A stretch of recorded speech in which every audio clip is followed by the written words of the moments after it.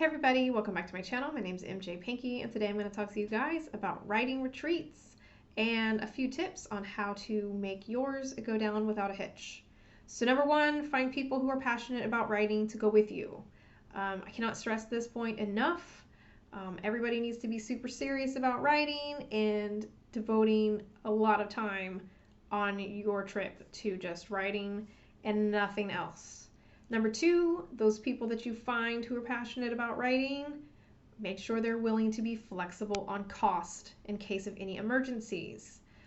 The writing retreat that I just planned and successfully did a couple of weeks ago, there were 5 of us. We split the costs equally, but at one point we had lost a member due to an emergency and they were not able to come.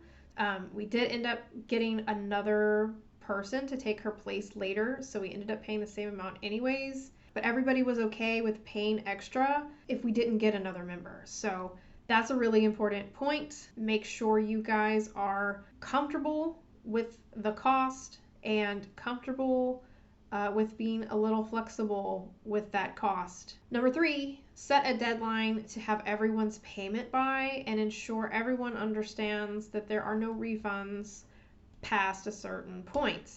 You do not want to get stuck with cancellation fees or the cost of the entire trip if it's non-refundable if a lot of your members or all of your members flake on you at the last minute and the writing retreat is not going to happen. So make sure you are upfront with your people about the cost of the trip and deadlines for, if you're not able to come, or even after this certain point, if you can't come, you're still responsible for paying this amount. Because you don't need to get stuck paying for an entire trip. Like, just don't do it. Number 4, book in advance so you have more choices at lower prices. So we booked a cabin in the Smoky Mountains for July, and July is a very busy month, especially for the Smoky Mountains. And we ended up booking, I believe it was back in February is when we chose our place. Some of the places that we looked at didn't have dates that, lined up with the people going, because they were already booked. So make sure you plan this out with enough time so that there is availability for the places that you can afford and are interested in staying at. Because availability can be tight. Number 5, make sure everyone is okay with the sleeping arrangements available for the location that you choose. We chose a cabin that was open sleeping area, and there was only 1 private bedroom. There were 5 of us going, and so everybody had to be okay with being able to see the other person sleep. It was like a loft, so it wasn't weird. Nobody had a problem with it. But everybody who is going, just make sure that they're fine with whatever sleeping arrangements your location accommodates. So if everybody wants their own private room, you might want to look into maybe getting a hotel, or probably paying a little bit more if you go the Airbnb route and get a house. In the same vein, you want to make sure that everyone is okay with the community area arrangements as well. There was 1 TV downstairs in the main area, and because there were no private rooms, everybody could hear everything that everybody was doing all of the time. And so, we didn't turn the TV on at all the entire 4 days we were there. But if somebody had, it would have been very disruptive to everyone else trying to write. So keep that in mind when you guys are selecting your place. If it's an open area and there's not a private room where someone can go and close the door and get some privacy, quiet time to write their story or whatever, just be aware of that. So that's 2 main things. I recommend showing your members the options. That's what we did. We actually looked at about 7 or 8 different cabins before we chose the one that we chose. So everybody was able to see what we were looking at, see the cost of it, where it was located geographically, sleeping arrangements, all that, views, all of that stuff. Everybody was able to see each of those things and agree on it before we locked in a price. So everybody knew exactly what they were getting into. So I highly recommend going that route, but if you are trying to get something locked in or you have a specific place in mind already, just make sure that whatever's going on with that location, everybody is okay with the sleeping arrangements and the community area accommodations as well. Number 6, make a plan for food. I cannot stress this one enough. I cooked, so I bought all the groceries, had the recipes, and we cooked. We didn't leave the cabin at all, which was really nice because we could just, cook our meal, eat, clean up, and jump right into our writing. We didn't have to worry about walking to our car, waiting on a table, driving back. None of that disruptive stuff took place during my retreat. So if you are planning to cook, make sure you understand everyone's dietary restrictions when you plan the menu. For example, one of my members was gluten sensitive. So I had to tweak a few of my recipes and bring gluten-free options so that she was okay with what we were eating. And everything worked out fine. So just make sure that if you are planning to bring food to your retreat, you take into account and you gather all the dietary restriction information when you plan the menu. And I also recommend having them approve your menu as well. Get eyes on it, understand what it is, and be okay with it. And don't exclude desserts. I forgot desserts with the gluten-free thing, so that was embarrassing for me. She was fine with it, but lessons learned there. Don't exclude desserts with your dietary restrictions. If you are planning to eat out, make sure that you choose a location that is close to restaurants.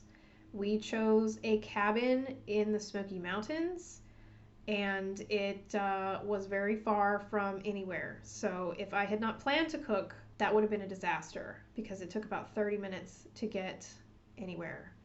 And having to drive 30 minutes 3 times a day for meals is just no. No writing would have gotten done at all. So plan accordingly for food, understand the location of your writing retreat, and know where that is in terms of the surrounding area and how far it takes to get to places. Number 7, plan for your first and last days to be non-productive writing days. So for example, our writing retreat was 4 days. That's what we had planned on, and that sounds like a lot of time to write. Oh, a 4-day writing retreat. However, the first day was all driving, unpacking, settling in. Almost no writing happened that first day. The last day is the same thing. Travel day, you're packing up your stuff, you're leaving, you're making sure you didn't forget your phone charger or whatever, and then you're skedaddling it out of there. So there's really no time to write on the last day either. So our 4-day retreat turned into a 2-day retreat. So just keep that in mind as well when you are planning out how long you want your retreat to be. 4-day retreat is really not going to give you 4 days of actual writing time. So keep that in mind. Number 8, make sure everyone has clear expectations for the retreat itself. If you're going to do a more free write, set individual goals, find a corner and just quietly write, spend time on your own doing your own thing type of style, that's fine. Or if you're looking for a more structured, instructional, group goals style, collaborative energy type of writing retreat, that's another type of style. So you may just want to research which one of those is what you're going to go for, discuss it, and set those expectations early on, because the worst thing that could happen is everybody expecting you to sit down and instruct them and lead them in creating a story when you just want to go find your corner and write, or vice versa, them wanting to go find a corner and write, but then you trying to teach them stuff. Make sure everybody knows and understands the agenda. And then 9, best way to ensure that all of these things happen to plan is to have a really good communication collaboration system throughout the entire thing, from conception to completion. Everybody needs to be on the same page. Everybody needs to communicate effectively. We use a WhatsApp group chat, and we discussed everything in there. So we put our cabin recommendations in there. We dropped all the links in there. Everybody looked at them.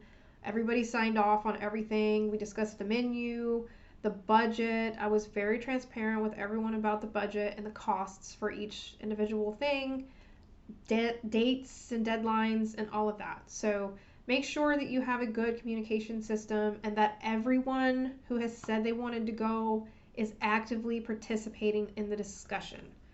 You do not want somebody to just kind of like not be active in the discussion at all, and then at the last minute, they're finally getting in on the conversation and then they don't agree with some of the things that the rest of you have agreed on. So make sure that everyone is actively participating in the discussion, and I recommend that if someone isn't, try to get with them privately and ask them if they're interested in doing this, because you don't want to waste everyone's time making plans to have one person decide that they don't like that at the last minute, and then everything has just been a big waste of time for everybody. So make sure everybody who wants to go and who says they want to go is communicating on the plan to go, and everybody is in agreement. Somehow mine went down without a hitch. I am still kind of like surprised that everything went as well as it did, but it went amazing. There was a lot of room for disaster, but everything went great. So those are my tips for you if you are planning your writing retreats. Good luck. Please post a comment down below and let me know if these were helpful tips for you. I would love to know about your writing retreat that you're planning and help you, answer any questions you might have as well. So anyways, good luck out there. Happy writing, and I'll see you in a future video.